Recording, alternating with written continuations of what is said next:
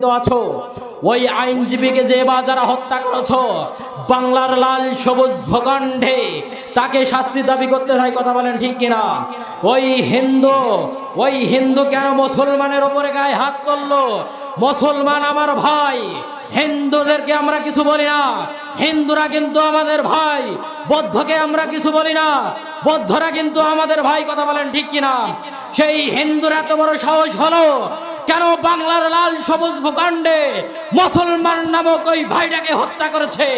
এখন বর্তমান যে সরকার আছে তারকে আমি স্পষ্ট ভাষায় বলতে চাই, ইসকন নামক যে সংগঠন হয়েছে এটা বাংলাদেশ থেকে চিরতরে মুছে দিতে হবে। কথা বলেন ঠিক কিনা?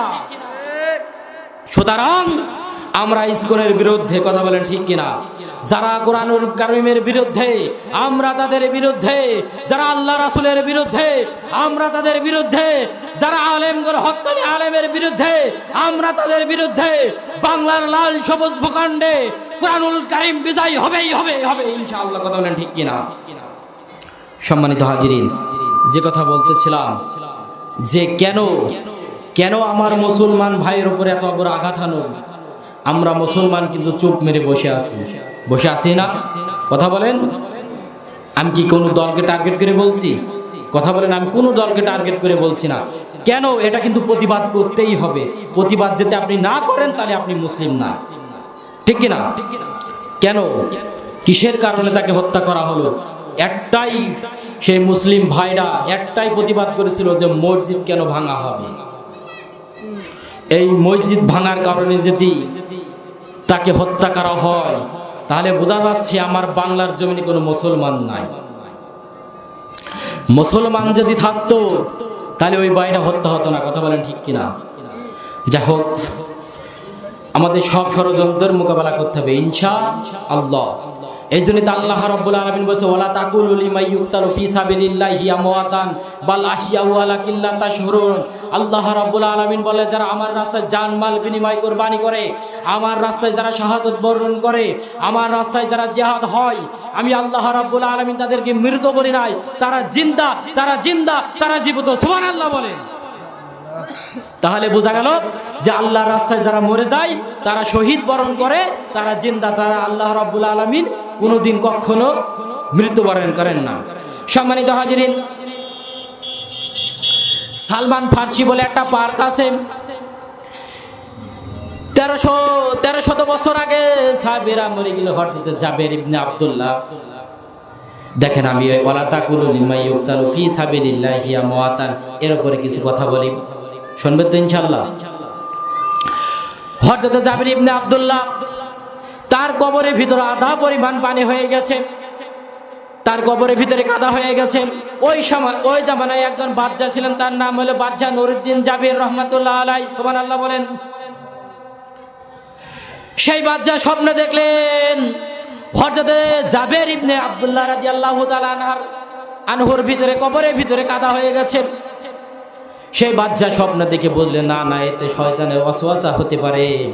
সেই বাদশা ঘুম থেকে উঠলেন, ঘুম থেকে ওঠার পরে গোসল করলেন, ওযু করলেন, নফল নামাজ পড়লেন, আল্লাহর কাছে দোয়া করলেন, ওগো আল্লাহ,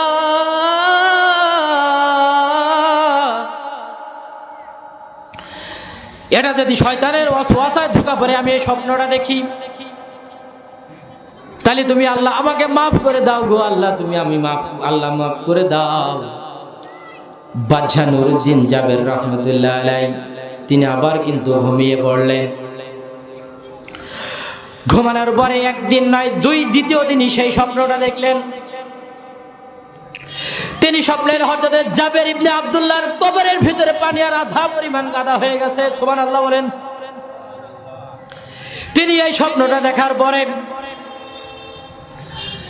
আবার তিনি উঠলেন, উঠে গোসল করলেন, ওযু করলেন, নফল নামাজ পড়লেন, তিনি আবার আল্লাহর কাছে দোয়া করলেন, আবার আল্লাহর কাছে কাঁদলেন, ওগো আল্লাহ, আমার কি এমন কোন আমল আছে যে আমলগুলো আমার জীবন থেকে বাদ হয়ে যাচ্ছে, যে আমি আমলগুলো আমি করতে পারছি না বলে শয়তান আমাকে ওয়াসওয়াসা দিচ্ছে। সম্মানিত ভাইরা, আবার হযরত বাদশা নুরউদ্দিন জাবের তিনি ঘুমিয়ে পড়লেন। ঘুমানোর পরে তৃতীয় দিন কিন্তু সেই স্বপ্নটা দেখলেন। আবার স্বপ্নটা দেখার পরে তিনি আবার উঠলেন, হাউ মাউ করে কাঁদলেন যে নিশ্চয় হযরতে জাবের ইবনে আব্দুল্লাহর ভিতরে ও কবরের ভিতরে কাদা অথবা পানি আছে, আমরা কি দেখতে হবে? কথা বলেন ঠিক কিনা? সম্মানিত ভাইরা রে আমার, ওই স্বপ্ন দেখার পরে তিনি কিছু করলেন না। তিনি মনে মনে দুই চিন্তায় থেকে গেলেন, টেনশনে ধরে গেলেন যে আমি এইগুলা কি দেখছি। 1300 বছর আগে সাহাবীরা মরে গেছে, সেই সাহাবীরা কি জিন্দা থাকতে পারে? পারে কি পারে না? আল্লাহ রাব্বুল আলামিন কবরের ভিতরে কাউকে জিন্দা রাখে এবং কাউকে মরা রাখে। সুবহানাল্লাহ বলেন। সম্মানিত হাজিরিন, হযরত জাবের ইবনে আব্দুল্লাহ কবরের ভিতরে কাদা পরিমাণ কাদা আর পানি দেখার পরে তিনি টেনশনে আছেন।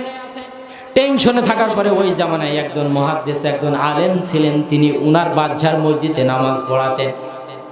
সেই বাদশার মসজিদে ইমাম সাহেব নামাজ পড়ানোর পর একই ধারে 3 দিন ওই স্বপ্নটাই দেখেছে। ইমাম সাহেব থুতুমুতু খেয়ে থমকে দাঁড়িয়ে বলেন, হাউ মাউ করে ইমাম সাহেব কাঁদতে লাগলেন।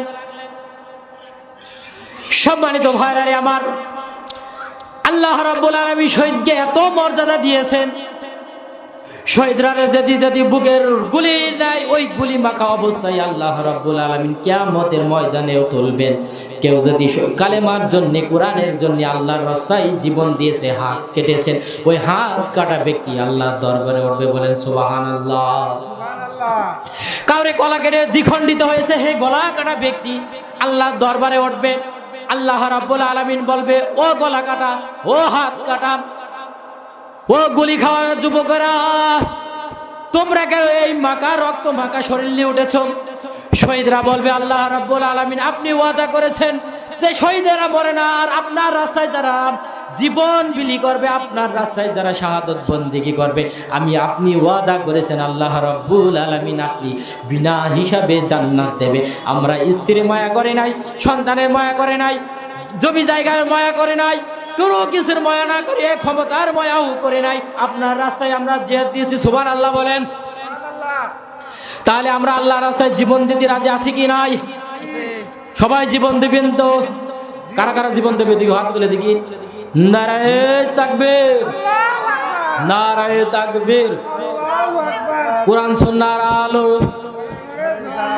আমার নবী তোমার নবী, কোরআন আছে যেখানে, নারায়ে তাকবীর। তবে ইনশাআল্লাহ আপনারা শহীদ বরণ করতে চান তো? আপনাদের জীবনে যত গুনাহ থাকুক না কেন, আল্লাহ রাব্বুল আলামিন ওয়াদা কিন্তু করেছে যে আল্লাহর রাস্তায় যারা মরে যায় তারা জিন্দা, তারা কোনোদিন কখনো মরে না। তাহলে আমাদেরকে আল্লাহ রাব্বুল আলামিনের রাস্তায় জীবন দিতে হবে। আমরা যদি জীবন দিতে পারি তাহলে আল্লাহ রাব্বুল আলামিন আমাদেরকে জান্নাতুল ফেরদাউস নসিব করবে। সুবহানাল্লাহ বলেন। ইমাম সাহেব যখন ওই একাধারে নাই, একদিন নাই, 2 দিন নাই, 3 দিন যখন স্বপ্ন দেখলেন, হযরত জাবের ইবনে আব্দুল্লাহর কবরের ভিতরে কাদা পানি পরিমাণ আছে। ইমাম সাহেব ওই বাদশা নুরউদ্দিনের কাছে গিয়ে বললেন,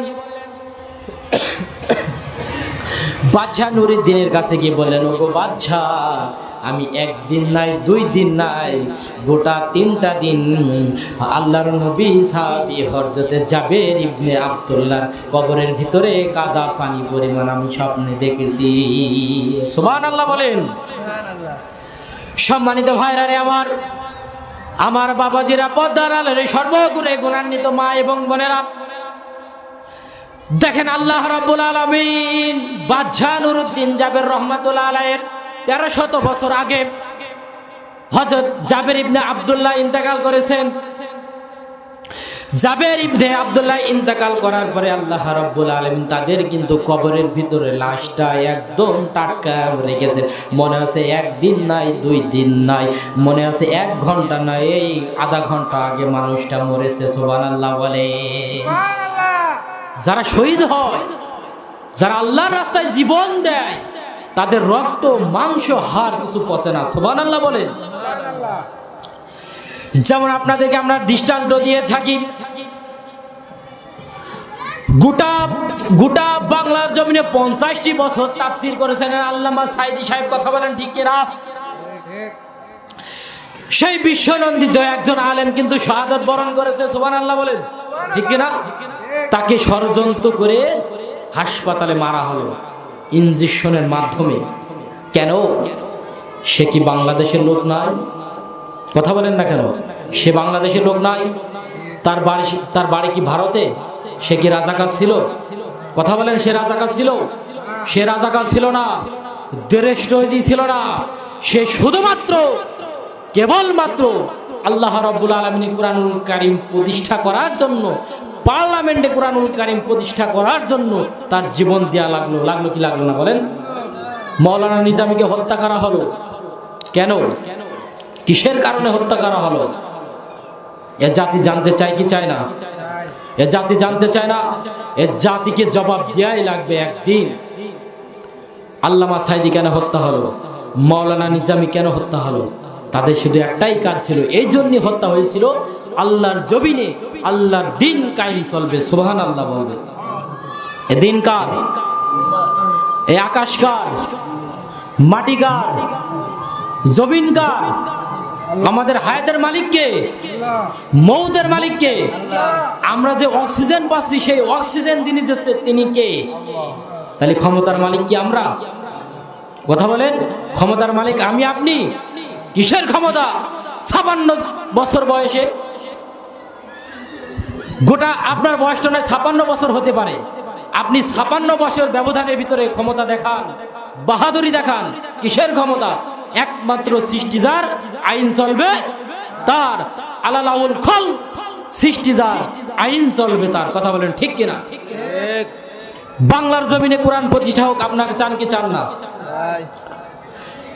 বাংলার জমিনে যদি হক্কানি আলেমরা ডাক দেয়, বাংলার জমিনে লাল সবুজ ভূখণ্ডে যদি কুরআনুল কারীম প্রতিষ্ঠা করতে গিয়ে যদি বাংলার জমিনে আলেমরা ডাক দেয়, 56,000 বর্গ মাইলের এই 56,000 বর্গ মাইলের এই বাংলাদেশ, ছোট্ট একটি মারুভূমির এই বাংলাদেশ, পার্লামেন্টে, সংসদ থেকে, পার্লামেন্ট থেকে, রাষ্ট্র থেকে, বাসভবন পর্যন্ত থেকে, রান্নাঘর থেকে বাসভবন পর্যন্ত, টেকনাফ থেকে তেতুলিয়া পর্যন্ত, রূপসা থেকে পাতুরিয়া পর্যন্ত যদি কুরআনুল কারীম বিজয়ী করতে সেই আলেমরা ডাক দেয়, সেই আলেমের ডাকে আপনারা সকলে রাজি আছেন তো শামিল হতে? ইনশাআল্লাহ আমরা সকলেই কিন্তু এই কুরআনুল কারীম বিজয় করার ক্ষেত্রেই থাকবো ইনশাআল্লাহ। আমি আপনাদের সামনে কথা বলছিলাম, হযরতে জাবের ইবনে আব্দুল্লাহর কবরের ভিতরে আধা পরিমাণ পানি আর কাদা, হেঁটো পরিমাণ কাদা আর আধা পরিমাণ পানি। বাদশার কাছে যখন ওই ইমাম সাহেব গেলেন, ইমাম সাহেব যাওয়ার পরে হুজুর বলে ডাক দিয়েছেন। ইমাম সাহেব বলছেন, বাদশাহ, ওগো বাদশাহ, আমি একদিন নয়, 2 দিন নয়, 3 দিন স্বপ্ন দেখছি হযরতে জাবের ইবনে আব্দুল্লাহর কবরের ভিতরে কাদা। সম্মানিত ভাইরা আমার, বাদশাহ হাউমাউ করে কান্না শুরু করে দিলেন। বাদশাহ কাঁদছেন আর ইমাম সাহেবকে জড়িয়ে ধরলেন। ইমাম সাহেবকে বললেন, হুজুর আপনি আমাকে মাফ করে দেন। সুবহানাল্লাহ বলেন। একাধারে নয়, 3 দিন আমি একই স্বপ্ন দেখেছি। একই স্বপ্ন, আপনি যে স্বপ্ন দেখেছেন আমি কিন্তু সেই একই স্বপ্ন দেখেছি, কিন্তু আমি প্রকাশ করিনি। আমি মনে করছি যে আমি হয়তো বা শয়তানে আমার ওয়াসওয়াসা দেওয়ার কারণে এই স্বপ্নটা দেখাচ্ছেন, কিন্তু না না না না, হযরত জাবের ইবনে আব্দুল্লাহর কবরের ভিতরে কাদা পানি আছে, আমরা কি দেখতে চাই? সুবহানাল্লাহ বলেন। বাদশাহ নুরউদ্দিন জাবির রহমাতুল্লাহ আলাইহি তিনি ঘোষণা করে দিলেন, জিলহজ মাস চলছিল, হজের মৌসুমে হযরত জাবের ইবনে আব্দুল্লাহর কবর খোঁড়া হবে। হাজী সাহেবরা বলল, গোটা বাংলার জমিন নয়, বিশ্ব থেকে যতগুলো হাজিরা সাহেবরা গিয়েছিল সবাই বললেন, হুজুর আপনি হজের শেষে করেন, আমরা হযরত আল্লাহর নবী সাহাবী আব্দুল্লাহ ইবনে জাবেরের আমরাকে একটু দেখতে চাই। সুবহানাল্লাহ বলেন। তাহলে দেখেন, বাদশাহ নুরউদ্দিন জাবির রহমাতুল্লাহ আলাইহির আগে 1300 বছর আগে হযরত জাবের ইবনে আব্দুল্লাহ ইন্তেকাল করেছিল। আল্লাহ রাব্বুল আলামিন হযরত জাবের ইবনে আব্দুল্লাহ লাশটা কিন্তু একেবারে টাটকা রেখেছিল।